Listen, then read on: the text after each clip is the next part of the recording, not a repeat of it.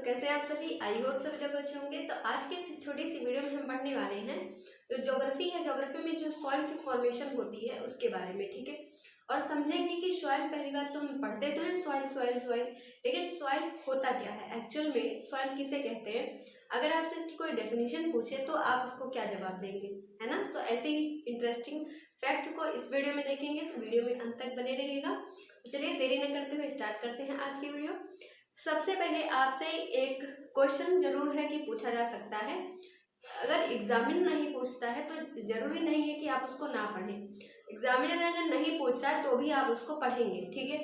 तो देखिए, सबसे पहले अगर मैं बात करूं कि सॉइल किसे कहते हैं, अगर मैं आपसे डेफिनेशन पूछूं तो सॉइल क्या होता है, तो इसका सिंपल सा आप जो है डेफिनेशन देते हैं कि जो सॉइल होता है वो क्या होता है कि जो रॉक्स होते हैं, जैसे मान लिया पत्थर है, पहाड़ है, तो उसके जो छोटे छोटे कंकड़, छोटे छोटे पार्टिकल्स, ठीक, रॉक्स के छोटे पार्टिकल्स में प्लस में कुछ ऐसे तत्व होते हैं, कुछ तत्व होते हैं जैसे कि मान लीजिए प्लेटिनम हो गया, फॉस्फोरस हो गया, ठीक है।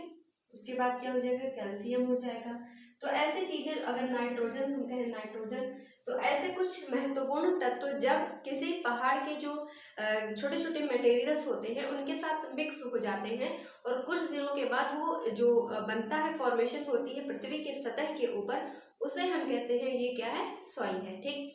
जो कि अलग अलग फसलों के लिए क्या होता है, इंपॉर्टेंस रखते हैं, ठीक। कुछ मिट्टियों में ये फसल होती है, कुछ मिट्टियों में कुछ दूसरी तरीके की फसल होती है, ठीक है। तो ऐसे ही और इन सभी में मिट्टियों में सबसे महत्वपूर्ण जो आता है वो होता है एलुवियल सॉइल।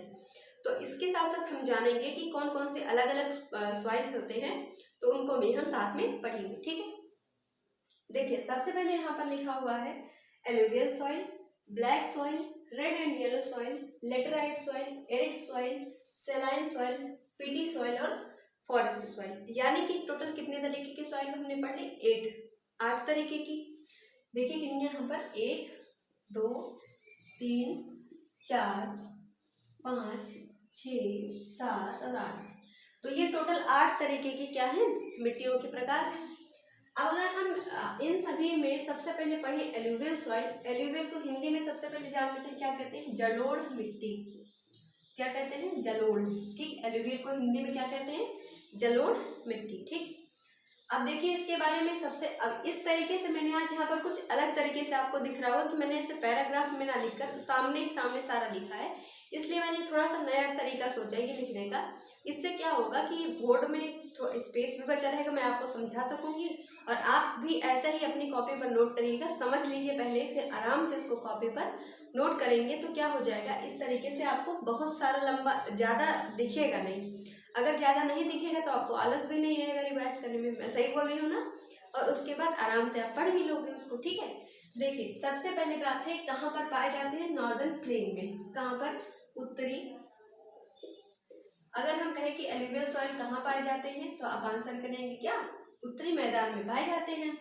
अब पूरे भारत का जो 40% मिट्टी है उसको कौन कवर करता है, एलुवियल सॉइल। यानी कि इस कथन का मतलब ये है कि भारत में जितने भी, अगर मान लिया 100% मिट्टी है तो उसमें से 40% क्या है, जलोढ़ मिट्टी है, ठीक। दूसरा हमने समझ लिया। अब क्या लिखा हुआ है, डिपोजिशनल सॉइल है, यानी कि जो एलुवियल सॉइल है वो क्या है, डिपोजिशनल सॉइल है।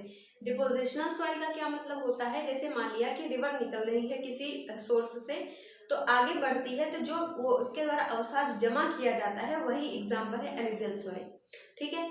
तो अगर कोई कहे कि अवसादों से मिले हुए, जो अवसादों से जमा होकर जो मिट्टी बनती है उसको क्या कहते हैं, तो सिंपल सा आंसर हो जाएगा, क्या कहते हैं, जलोढ़ मिट्टी कहते हैं या फिर एलुवियल सॉइल कहते हैं, ओके। अब उसके बाद देखिए यहाँ पर मैंने लिखा है प्लस इक्वल टू पोटास, यानी कि इसका क्या मतलब है कि इसमें क्या होता है, पोटास की अधिकता होती है, किसमें, एलुवियल सॉइल में, और कमी किसकी होती है, देखिए यहाँ पर माइनस लिख के मैंने इक्वल किया है, यानी कि कमी होती है किसकी, फास्फोरस की, नाइट्रोजन की इसमें कमी होती है। और ऐसे ही स्टेटमेंट आपसे पूछा जाता है कि इनमें से कौन सा तत्व है जो कि इसमें अधिक होता है, या फिर दूसरा क्वेश्चन बन सकता है कि इसमें कौन सा ऐसा तत्व है जो कि इस मिट्टी में कम होता है। तो इसलिए आपको यहाँ पर ऐसे ही नोट करना है ताकि आपको याद करने में कोई प्रॉब्लम ना हो, ठीक है। यहाँ पर बुक आप पढ़ोगे तो बुक में बहुत सारा बड़ा सा पैराग्राफ दिया हुआ है। ये पूरे समझ लो मैंने क्या किया है कि पूरे बहुत सारे बड़े पैराग्राफ को एक छोटे से लाइन में मैंने यहाँ पर आपके सामने रखा है। ओके, देखिए उसके बाद क्या लिखा हुआ है, जो एलुवियल सॉइल होती है वो 2 पार्ट में डिवाइड होती है, अपर गंगा मिडिल गंगा। अब अपर गंगा मिडिल गंगा पहले समझते हैं क्या होता है। ये क्या है, गंगा रिवर बेसिन है, बेसिन नहीं गंगा रिवर, ये क्या है ऐसे फ्लो हो रही है, ठीक है। यहाँ पर उत्तराखंड से निकल रही है, कहाँ पर जा रही है, बंगाल की खाड़ी में, कहाँ पर, बे ऑफ बंगाल में, ठीक। अब ये जो इतना सारा लंबा रास्ता है, हमने अपने पढ़ने के हिसाब से और समझने के हिसाब से इसको 3 पार्ट्स में डिवाइड कर दिया। अपर गंगा हो गई ये मिडिल गंगा हो गई, ये लोअर गंगा हो गई, ये मिडिल हो गया, ये अपर हो गया, ठीक। तो यहाँ पर जो एलुवियल सॉइल है वो मिडिल और अपर, यानी कि मिडिल और अपर इन दोनों में डिवाइडेड होती है। अच्छे से समझ आ रहा है कि नहीं, कमेंट बॉक्स में लिखिएगा। अपर और मिडिल गंगा में डिवाइडेड होती है। जो अपर गंगा में ये जो यहाँ पर ये जो एरिया दिखता है इसको हम कहते हैं खादर। कौन सी एलुवियल सॉइल, यानी कि कौन सी मिट्टी, खादर जलोढ़ मिट्टी, ठीक। ये क्या है, खादर है अपर गंगा में, जिसको हम कहते हैं नई एलुवियल सॉइल या फिर न्यू एलुवियल सॉइल।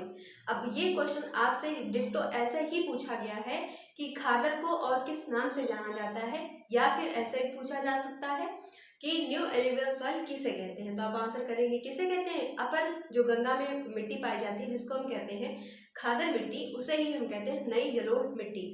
अब आपसे यहाँ पर 2 एग्जामिनर 2 कंफ्यूज करने के लिए आपसे यहाँ पर क्वेश्चन पूछ सकता है। मैं आगे क्वेश्चन आपको बता दी हूँ, पहले इसको समझ लेते हैं, ठीक है। अब यहाँ पर जो ये मिडिल गंगा का एरिया होता है ये है बांगर का एरिया, जिसको हम कहते हैं ओल्ड एलुवियल सॉइल। अब एग्जामिनर ने यहाँ से क्वेश्चन उठा लिया, क्वेश्चन उसने क्या उठाया कि old alluvial soil, new alluvial soil, इन दोनों में या फिर जो नई और पुरानी ये जो जलोढ़ मिट्टियां हम कहते हैं, इसमें से ज्यादा उपयोगी कौन होता है। अगर हम इसमें तुलना करें तो नई और पुरानी इन दोनों जलोढ़ मिट्टी में कौन सा जो है क्या होता है, कौन सा सबसे ज्यादा उत्पादक मिट्टी है।